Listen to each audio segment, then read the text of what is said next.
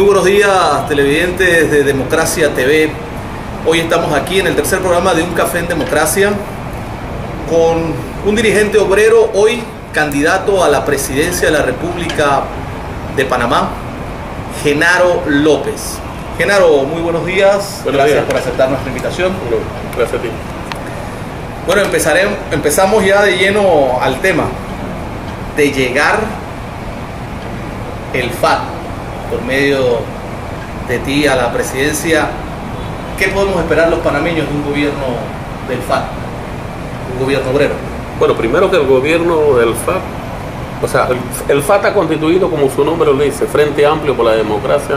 Es un frente compuesto por diferentes organizaciones, estudiantes, campesinos, hay indígenas, hay profesionales, trabajadores de diferentes ramas con diferentes pensamientos políticos. Es un partido pluralista, de manera tal que no es un partido de obreros, como la gente dice, ni es un partido socialista, ni es un partido comunista, como lo quieren vender. Y en realidad nosotros, a nivel del FAT, porque el FAT surge de Frenadez. ¿Y por qué surge el Frente Amplio por la Democracia, la constitución del partido? Porque nosotros desde el 90 hasta las elecciones pasadas siempre votamos, o sea, no íbamos a votar y convocábamos a nuestra membresía a que no participara en las elecciones porque no veíamos alternativa. Y nosotros tuvimos mucho enfrentamiento con los gobernantes en su momento determinado, que son de partidos políticos, y creemos que contribuimos a la supuestamente oposición a que aglutinara todo ese descontento o capitalizara todo ese descontento que salían en las próximas elecciones. Y creo que eso se puede demostrar con facilidad. Y en las últimas elecciones nosotros mandamos a los trabajadores que no votaran ni con Balbina ni con Martinelli, porque decíamos que era lo mismo, o sea, son neoliberales. Pero en realidad la gente fue y votó por Martinelli, eso es real. Cuando Martinelli comienza la administración del Estado, comienza a implementar una serie de medidas, a la reforma tributaria de 5 a 7%, el aumento de los impuestos, la ley Carcelazo, que establece sanciones de 6 a 2 años para los que cierran, 6 meses a 2 años para los que cierran calles, la ley Chorizo, que pretendía eliminar los sindicatos. Para esa fecha se arrestaron a 234 trabajadores en Avenida Balboa y fueron sin procesarlo, lo llevaron para la joyita. Ahí surgió el cuestionamiento de parte de los trabajadores contra Suntra. Y nosotros le dijimos que no votaran por nadie, ustedes votaron. Entonces la gente, comenzó a plantearse por qué no crear una alternativa. Entonces se ve la posibilidad de crear un partido político como opción para que los trabajadores vayan a votar en el tiempo, cada 5 años. Y así es como se surge el FAT, ¿verdad? Después de una serie de discusiones concluimos de que era necesario formar el Frente Amplio por la Democracia, solicitamos las inscripciones, la formación, cumplimos con los requisitos, hicimos nuestro congreso, nuestra primaria, ahora tenemos el Frente Amplio por la Democracia. Y hemos hecho cosas que mucha gente pensaba que no se podía hacer, por ejemplo, la inscripción. Como tenemos un código antidemocrático, la gente no se va a inscribir. Después de que no van a participar en las elecciones. Porque también se estuvo discutiendo la posibilidad si se participaba o no se participaba. Entonces concluimos de que era necesario participar porque habíamos cumplido con el requisito de inscripción. Y si no se participaba, la gente se iba a molestar. Decidimos participar con todos los inconvenientes que se tienen. Y hicimos nuestra primaria, tenemos nuestro candidato que fue el objetivo principal de la primaria, y lo que nosotros pensamos es disputar la administración del Estado. Y nosotros tenemos conclusión que para resolver nuestro problema tenemos que administrar el Estado, porque lo que hacen las leyes de la Asamblea de Diputados, administrar el órgano judicial y el Ejecutivo, para nosotros tratar de hacer normas o leyes que vayan en beneficio de la mayoría. Eso es lo que nosotros queremos, porque no hay justificación un país tan rico como el nuestro que en realidad haya pobreza. O sea, si tú te vuelves a buscar, según la misma Contraloría, el 95% de los indígenas son pobres y el 90% está en extrema pobreza. Incluso los que trabajan no le alcanza el salario ni tan siquiera para comer. Entonces, un país que tiene crecimiento arriba del 10%, eso no tiene ninguna justificación. Porque somos del firme convencimiento que la riqueza le debe llegar a quien la hace realidad, en este caso, quien la genera, en este caso los trabajadores, y no que se quede en manos de unos cuantos. Ahora, nosotros tenemos que tener claro, porque no es que la patronal se va a asustar de que le vamos a quitar los bienes como la gente, eso es totalmente falso, es una idea que se quiere vender, pero creemos nosotros que mejorando el salario de los trabajadores es una forma de distribuir la riqueza, que la población pueda satisfacer no solamente la canasta de alimentos, sino la canasta ampliada, o sea, porque el trabajador no solamente necesita comer, necesita resolver el problema de la luz, el agua, transporte, recreación, todo lo que necesita cualquier familia. Y yo te pongo un ejemplo, por ejemplo, el trabajador del agro, que trabaja en lo que gana no le alcanza para comer. Porque un trabajador del agro que más gana 290, pero el costo de la canasta de alimentos le cuesta 333 balboas. O sea, le faltan 43 balboas para comer. Eso nos parece a nosotros que injusto. Eso es una forma pues que pudiera mover ese tema. Pero eso tiene que ir acompañado de otras medidas. ¿Por qué? Porque tú tienes que garantizarle también salud a la población. O sea, no hay justificación para que en este país la medicina sea un negocio. O sea, tú tienes que garantizarle, como establece la Constitución, la atención médica o la salud a toda la población. Y creo que hay que invertir más en prevenir que la gente se enferme, no en curar como se está haciendo en el gobierno, ¿verdad?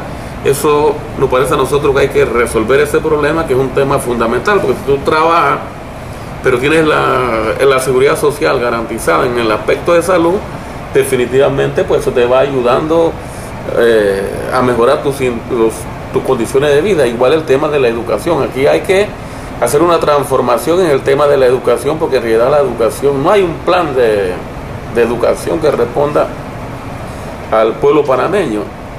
Y aquí fíjate que nosotros, y esto es a través del movimiento sindical panameño, hace mucho tiempo nosotros planteamos la necesidad de discutir un proyecto nacional de desarrollo, para independientemente de quién gane las elecciones, pueda seguir implementando.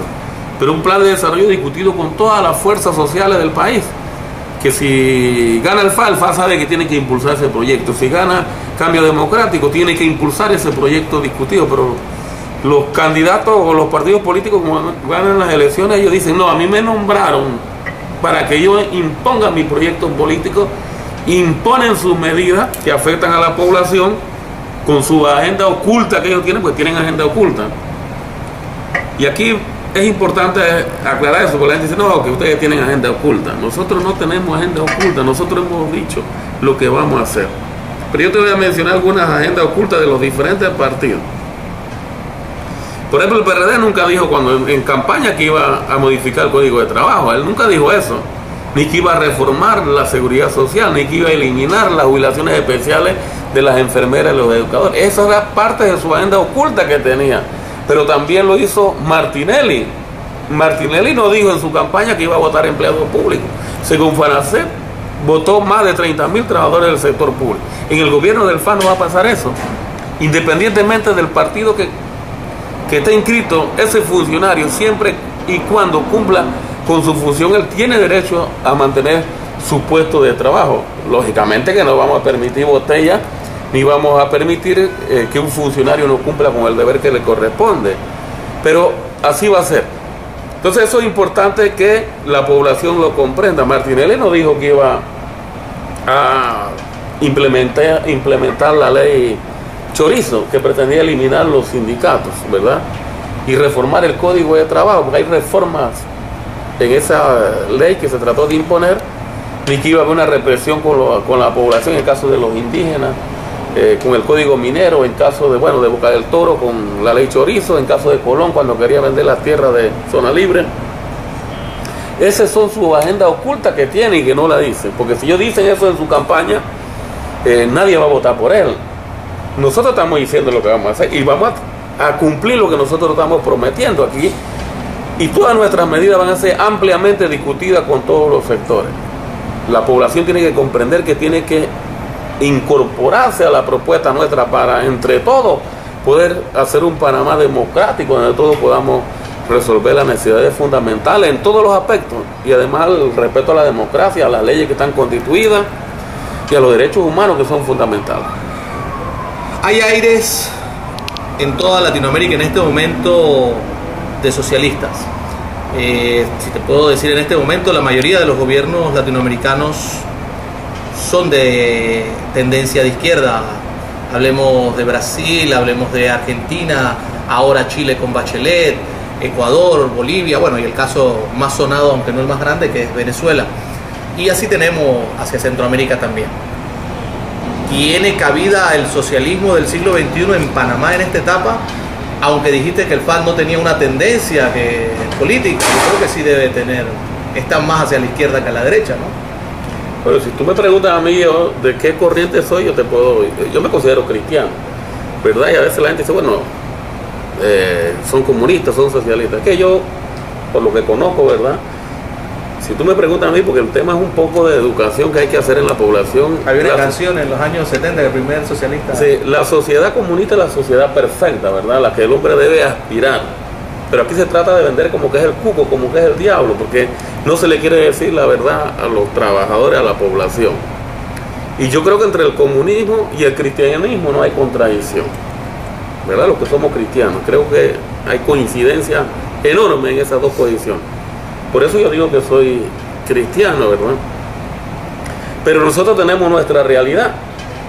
Y los países de América Latina, ya sea Bolivia, ya sea Brasil, que tiene gobiernos supuestamente de trabajadores, pues yo fui a Brasil el año que pasó y definitivamente en Brasil en realidad hay un capitalismo puro y duro y hay unas contradicciones enormes que se están dando, pero se ha ido mejorando las condiciones, se bajó la pobreza, en varios aspectos ha ido mejorando la situación de la grandes mayoría en Brasil. Creo que eso le da pues al PT la posibilidad de volverse a reelegir con su candidata y creo que eso es importante, pero nosotros tenemos que buscar la medicina para nuestro Panamá. O sea, ¿cuál es la medicina? Es una frase de Omar Torrijos. La medicina para la enfermedad que nosotros tenemos, que no es fácil, pero tenemos que buscarla para recetársela a nuestra población y lógicamente salvarla de la situación que está. Pero lo que te quiero decir que todos estos cambios que se vienen dando en América Latina, eso es correcto. O sea, la población viene buscando alguien que le pueda resolver sus necesidades fundamentales y eso no se va a detener, eso va a seguir tomando fuerza porque los pueblos están en evolución y están buscando una forma de gobierno donde pueda resolver fundamentalmente sus necesidades. Eso es lo que pasó en Brasil, eso es lo que pasó en Bolivia, eso es lo que pasó en Venezuela. Ahora se quiere acusar a Chávez, ¿verdad?, del caso de Venezuela, pero Chávez siempre le ganó en votación popular, ¿verdad? Con el voto le ganó Chávez, en este caso, a la derecha. ¿Por qué? Porque Chávez se metió a resolver las necesidades de las grandes masas que quería el pueblo venezolano. Pero ellos no dicen cómo ellos administraron, en el caso de la derecha, cómo administraron el Estado, cómo estaba la concentración de riqueza en pocas manos, ¿verdad? Y cómo estaba la pobreza y cómo no se atendían los problemas sociales que tiene la población. Ellos son los causantes de que surgiera un Chávez, ¿verdad? Entonces ellos no comprenden eso. Cuando tú le planteas eso... Entonces Martinelli será el causante de un Genaro. Bueno, no solamente Martinelli, sino los gobiernos anteriores también, porque no han resuelto las necesidades. Entonces todos los errores de ellos, el fracaso de ellos, contribuyen a que surja una fuerza social distinta a resolver las necesidades, ¿verdad? Entonces ellos son los responsables, porque con la administración del Estado que ellos tienen, imagínate si la inversión que ha hecho este gobierno en estructura, ¿verdad?, en los proyectos sobrevalorizados, se metiera en la población indígena, por lo menos parte de ese recurso en las áreas pobres, resolver las necesidades, sería otra cuestión, pero no es así. Los indígenas siguen pobres, y aquí no solamente en áreas apartadas, sino aquí alrededor, en San Miguelito, en Curundú, no pagan el cambio ese de vivienda que antes eran de madera y ahora son de concreto, son apartamentitos chicos. No es que su situación ha variado, o sea, la situación sigue grave todavía de pobreza, de gente que no tiene para comer, gente que no tiene para mandar a sus hijos a la escuela, producto de que los salarios son muy bajos, las escuelas, bueno, tienen toda clase de problemas, las capas sociales, y ese problema hay que atenderlo. Entonces ese es lo que el FAL aspira, ¿verdad? Ahora, nosotros somos del criterio de que nosotros tenemos que construir poder popular, o sea, organizar a todos los sectores. Este país no está organizado.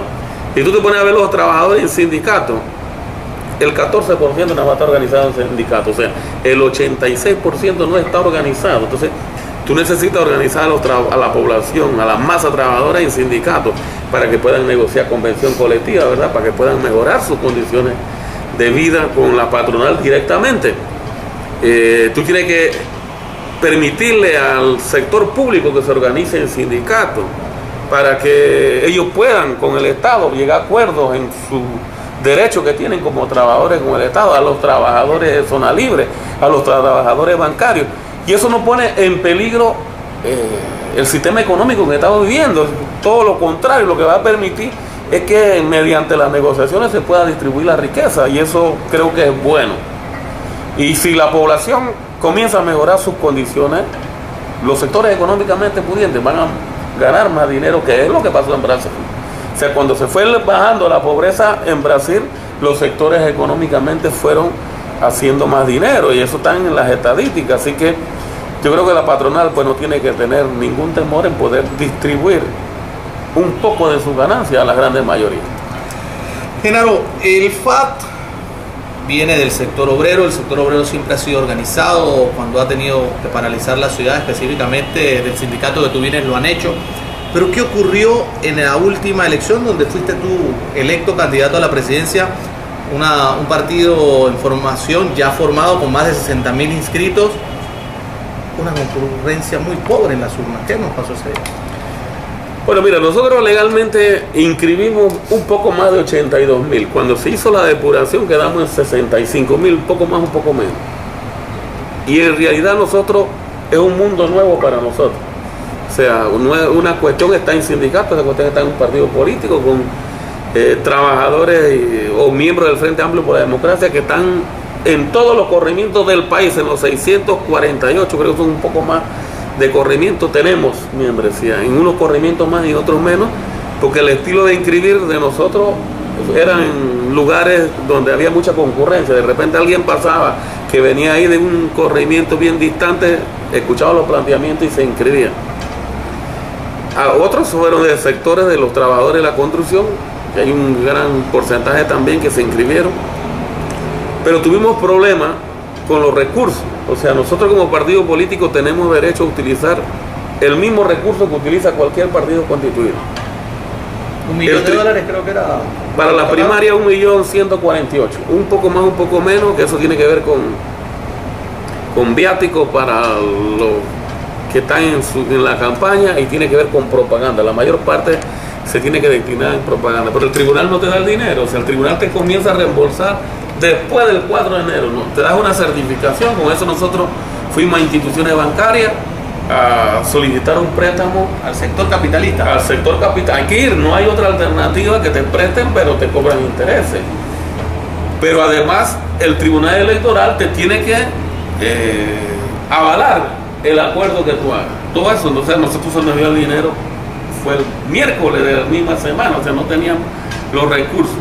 Además que por la concentración de mesas, porque no podíamos poner mesas en todos los corregimientos, en toda la escuela, porque el costo era muy alto. O sea, tuvimos que hacer un convenio con el Tribunal Electoral que nos cobró arriba de $260.000, si la memoria no me falla, para que ellos organizaran el proceso electoral. Nosotros lo podíamos hacer, pero después salía el problema de que, bueno, que no las votaciones no eran transparentes. El tribunal sí tiene su organización, tiene su conocimiento en eso, y además pues la confiabilidad que le da al pueblo panameño de los resultados. Pero finalmente conseguimos nuestro objetivo, que era escoger nuestro candidato a la primaria, y lo tenemos, que es lo importante. Ahora estamos tratando de complementar esa propuesta política con los alcaldes, con los candidatos a diputados, con los representantes, los del Parlacén, para llevar nuestra propuesta. También se está trabajando en la propuesta de gobierno, tratando de desmenuzarla, como nosotros llamamos, para hacerla llegar a la población de una forma sencilla, que nos comprendan nuestra propuesta y que tengamos el aval. Ahora, para nosotros es importante poder conversar con la población, y que fue una de las ideas de la constitución del partido, pues nosotros ahora le podemos llegar a más cantidad de gente con nuestra propuesta, que es la idea, para efecto de tener el aval, pues, y poder ganar las elecciones en mayo del 2014, que nosotros estamos seguros, porque la gente pregunta, bueno, ¿te van a ganar? ¿Van a desaparecer? Nosotros no vamos a desaparecer. Nosotros vamos a estar en las primeras opciones de los trabajadores. Ya los trabajadores saben que hay una opción. ¿Ya Lícter Anera dijo eso? No lo ha dicho, pero lo estamos diciendo nosotros. Vamos a ver qué dicen las encuestas.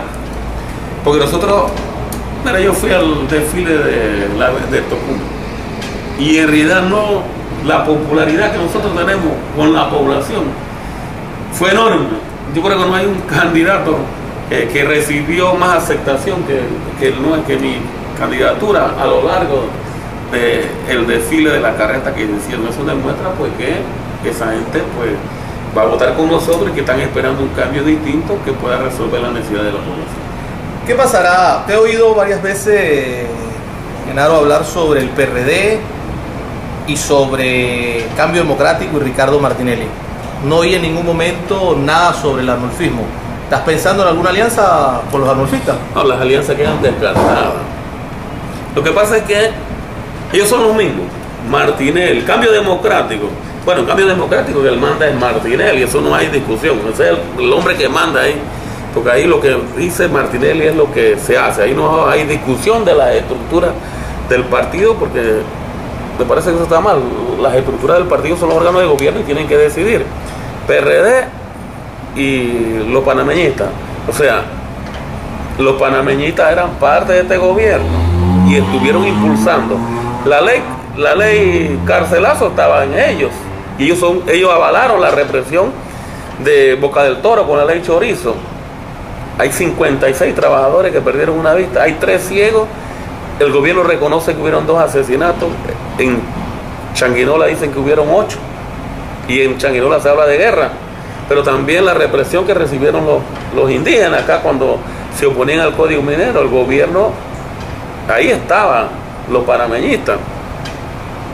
Igual en otra serie cuando se aumentó de 5 a 7%, ahí estaban los panameñistas y avalaron ese proyecto. Por sus pugnas internas, ahora ellos están cuestionando al gobierno de Martínez. Son lo mismo.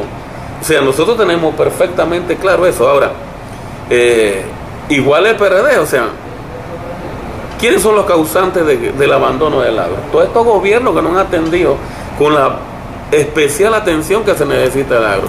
Eliminación de aranceles, la eliminación de la regulación de precios, los tratados de libre comercio, todo eso van llevando a que los productores nuestros no puedan competir con las grandes transnacionales que además están subsidiadas, ¿verdad?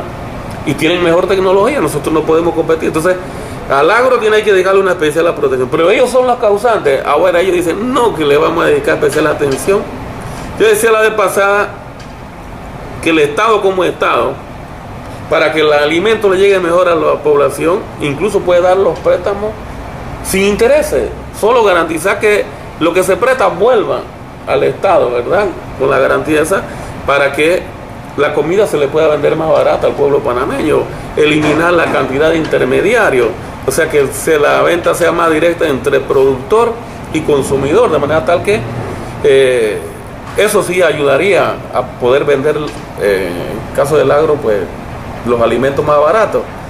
Pero a la pregunta tuya son los mismos, o sea, nosotros estamos conscientes de eso. Ahora, bueno, tienen su pugna también en lo interno, que es un problema que ellos tendrán que resolver, pero creo que en realidad debilitan. La alianza no va a haber alianza con ninguno de esos partidos políticos, tú de eso puedes estar seguro. Nosotros vamos solos. También se quieren vender ideas de que el partido gobernante contribuyó a eso. Eso es totalmente falso. Eso desde hace tiempo hay una corriente. Esa era una de las preguntas que tenía, pero bueno, qué bien que las contestas, ¿no? Ahora mira, hay se dice que lo inflaron, que salían de Cambio Democrático cada mes 7.000 y se inscribían 7.000 en el FAT. Esa es una vieja idea que quiere vender algún sector del PRD específicamente y los anuncistas. Dice que el gobierno nos estaba financiando para que nosotros inscribiéramos al partido. Eso es totalmente falso. Porque ellos quieren que nosotros salgamos a la calle todos los días a pelear y a hacer. Nosotros salimos cuando tenemos que salir, tenemos nuestro problema. El año pasado, el 26 de octubre, nosotros salimos contra la ley 72 que quería vender, y ahí pues se concretó y el gobierno rechazó, derogó la ley 72. Pero también el gobierno ese mismo día infiltró bandas dentro de las manifestaciones para que la población, en caso de los trabajadores, no pudieran llegar a la asamblea de diputados, y lo que estaba programado era rodear la asamblea de diputados para efecto de que derogaran la ley. Pero bueno, hubo la infiltración, el saqueo que dieron las bandas estas organizadas por el gobierno específicamente, y después se le trató de achacar eso a los trabajadores de la construcción. Bueno, hay toda clase de acusaciones que se hacen, pero lógicamente nosotros entendemos que el sindicato Suntra es un sindicato organizado, es el sindicato que tiene capacidad, está a lo largo de todo el país, ¿verdad? Y tiene un poder de convocatoria, y eso se ha construido gracias al esfuerzo de los trabajadores y sus dirigentes, y lógicamente que esa fuerza tenemos que saberla administrar. Hablas de que no va a haber alianza con los partidos tradicionales, pero es cierto que existe ahora una buena oferta o una gran oferta de independientes, entre los cuales hay uno que ha manifestado durante toda su vida profesional y política, hace 10 años para acá o 15 para acá, su inclinación hacia la izquierda, Jované. ¿Habrá alguna alianza? ¿Podría ser el vicepresidente de Genaro López? Bueno, el vicepresidente todavía no se ha decidido, y eso lo tiene que decidir la estructura, porque la gente piensa que yo puedo decidir quién va a ser el vicepresidente. No, eso es un tema que tiene que discutir las estructuras de un partido, porque tenemos que respetar eso, es importante. O sea, tú no puedes crear incertidumbre o roncha con las estructuras del partido, tiene que ser discutida, tiene que ser avalada, si va a ser mujer, si va a ser hombre, quién va a ser, quién es la más potable. Pero ese es un tema. En cuanto al profesor tú que manifiesta, podrá haber conversación, no sé cuál es su intención. Ellos eran parte de Freneso, se retiraron porque ellos quisieron formar un partido político antes de que hubieran las condiciones. Nosotros estuvimos en contra de eso, pues decidimos formar partido cuando creíamos que teníamos las condiciones, y creo que lo estamos demostrando en el momento específico que inscribimos el partido, que lo hicimos, pues y tenemos nuestra propuesta. De llegar a la presidencia, Genaro, y es una pregunta que me acaba de llegar a la mente, recuerdo ahora al presidente de Uruguay en este momento, ¿sería Genaro parte o reflejo de este presidente que llegando a la presidencia sigue viviendo en su casa donde siempre estuvo, o pasaría Genaro a la nueva élite de los políticos de este país en nuevos carros y carros grandes, escoltas, choferes, ese mundo del cual Genaro no ha pertenecido, pero dice que el poder corrompe? Bueno, yo soy un trabajador, un obrero que ha trabajado todo el tiempo en la construcción, y mi obligación es llegarle a la grande mayoría, vivir con ellos, ¿verdad? Y en realidad, pues, el ser humano solo necesita que le garanticen educación, vivienda, trabajo, salud y recreación. Después que tú tengas eso, tú no necesitas grandes fortunas, ¿verdad? Y en realidad no aspiramos a vivir en la élite esa de los poderosos, para nada. Entonces, de eso tú puedes poner la firma hoy, ¿verdad? De manera tal que nuestra actitud va a ser siempre como la que hemos actuado. Yo vivo ahora en la 24 de diciembre, porque alguna gente pensaba y creía, la vez pasada, déjame contarte algo que me pasó. Yo estaba en la 24 de diciembre, en la mañana, comprando unos chances ahí, y me veo un me saluda, ¿y tú? ¿Y tú desde cuándo estás por aquí? ¿Qué haces por aquí? No, dice, yo vivo aquí en la 24. ¿Y tú no vives en Costa del Este? Y digo, tú estás más loco. En la 24 de diciembre. ¿Seguirás en la 24 entonces? Sí, en la 24, sí, como no. En la 24 voy a seguir ahí, con los problemas que hay, pero bueno.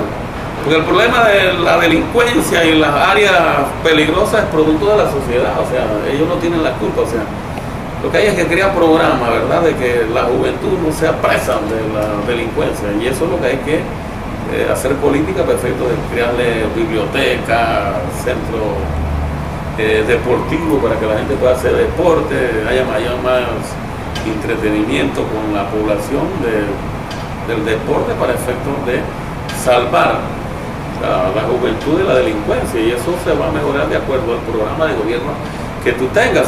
Si las condiciones de vida de la población se siguen agravando, irá aumentando la delincuencia. Eso es real, así que pues nuestro objetivo es combatir los males sociales para que nuestro pueblo pues vaya mejorando sus condiciones de vida. no sea presa de la delincuencia. Antes de terminar el programa Un Café en Democracia, Genaro, hacemos 5 preguntas puntuales, nada más un tema y tú desarrollas la respuesta. ¿Qué hará Genaro o el FAT en salud? Por el salud, primero, que la salud va a ser pública, ¿verdad? Y debe llegar a toda la población tal como está establecida en la Constitución. Y es un tema fundamental. O sea, no puede ser que en los hospitales no haya medicamentos para atender, que las farmacias en el Seguro Social, inclusive los que cotizan, cuando le dan su receta médica, no haya medicamentos en la farmacia. Eso no puede ser, mientras que se están construyendo hospitales, pero la farmacia no tiene medicamentos. Eso es un problema resuelto. Las citas médicas tienen que ser una eficiente manera tal que la gente pueda recibir su atención y sus operaciones cuando así lo necesiten, lo más eficiente posible, pero la parte fuerte tiene que hacerse en prevenir que la población se enferme. Educación.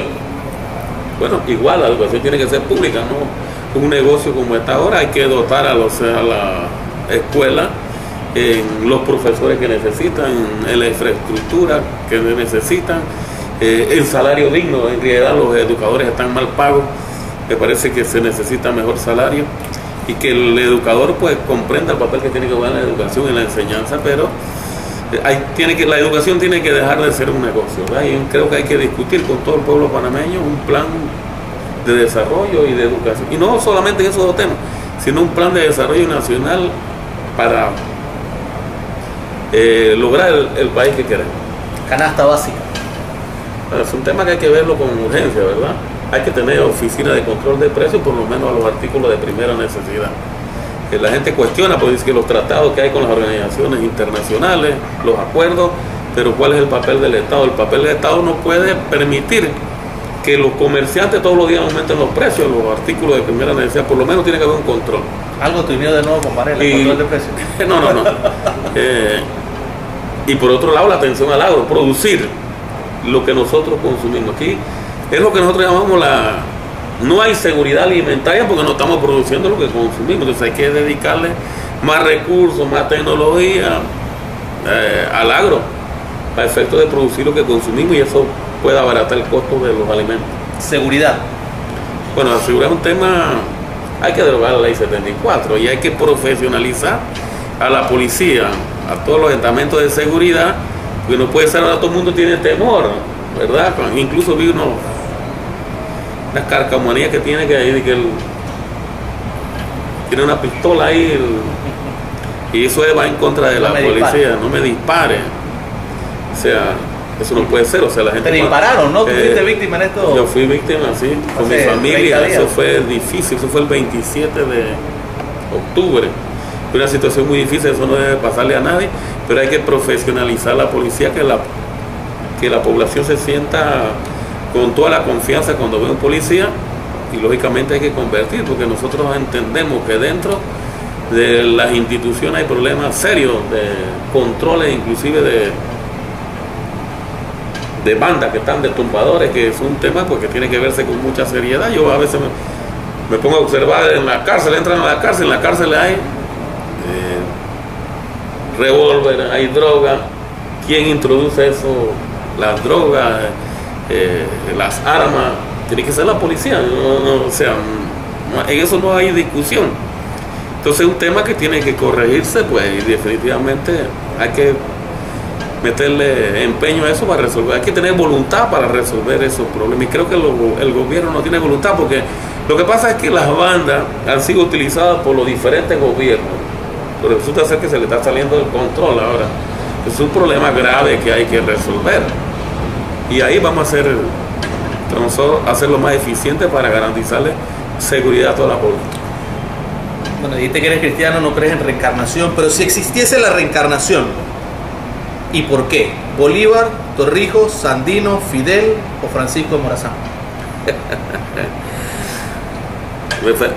Fidel es el estadista más grande que tuvo el siglo pasado, ¿verdad? Y sigue siendo el estadista más grande, con todo lo que la gente quiere decir. Pero sería Fidel. Bueno, esto fue Un Café en Democracia, con un obrero que aspira a llegar a la presidencia de la República en el año 2014. Genaro, gracias por estar aquí. Te dejo las cámaras abiertas, un último mensaje a todos los lectores y a todos los televidentes de Democracia TV. Recuerde, www.democraciapanamá.com es el periódico abierto a todas las corrientes políticas. Genaro.